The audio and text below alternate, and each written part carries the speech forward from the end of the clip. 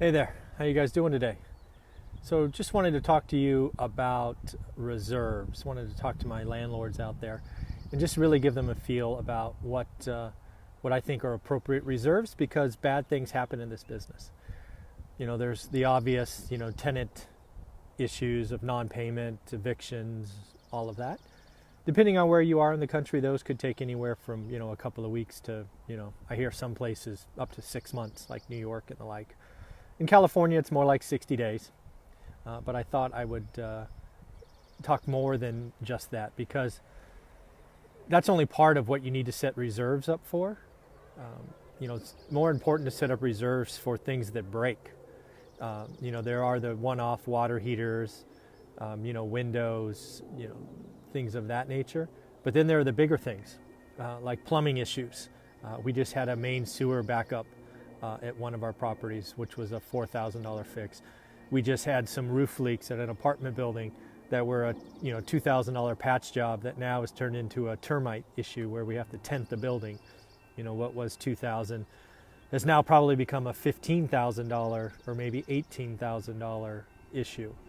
And these are the things you got to have your reserve account for, right? If you don't have the reserve set up, you can't keep operating the asset.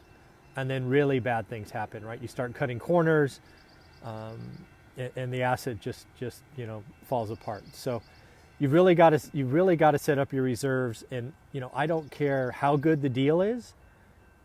Don't touch the reserve account except for things that you need it for, like a sudden roof leak or a water heater or covering a mortgage because somebody was evicted. Those are the things you just need to realize.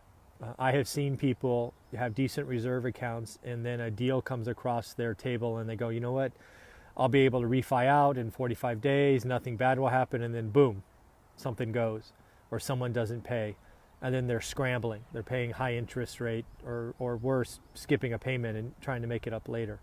So these are the things you just need to watch out for. As you start this business and you have if you have one, maybe two houses, I would like to see you have a reserve account. If you only had one house at like $5,000, that covers most things, because you'll be able to inspect the roof and other things to know if that's coming, right? So you should know ahead of time. These big things don't often happen as a surprise, except maybe plumbing. But as you get more and more assets, I would like to see your reserve account grow. Our reserve account, now we have lots of units, is well over 50,000. I don't think it needs to be that big, but you need to have a reserve account, because it's not only tenant stuff, tenant non-payment, but it's also, plumbing, roofs, electrical. You just never know, right? A water heater could go, spring a leak, take out the floor, take out 3 feet of drywall, and, you can have an insurance claim, and it's just lots of stuff. So don't fail to have reserves set up. Again, if you're having a single house, maybe a duplex, I'd like to see no less than $5,000 set aside. If you've got, let's say 4 houses, if you went to 10 or 15,000, that would be a good reserve account. But again, don't touch the reserves.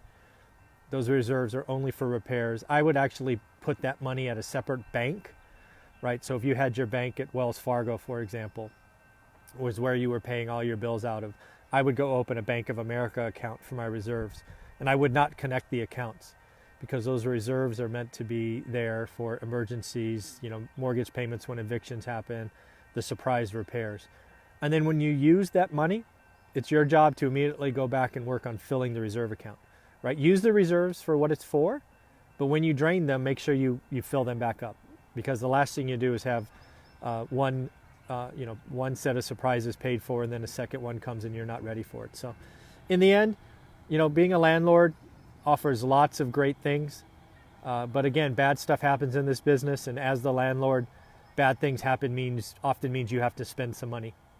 So I just thought I would share that with you, because I see a lot of people out there excited to be landlords, which is great. But please realize that, in order to be a long-term landlord, you have to hold the asset, run the asset profitably for years to come. And a big part of that is having reserves. So I just thought I would leave you with that this morning, that reserves are important.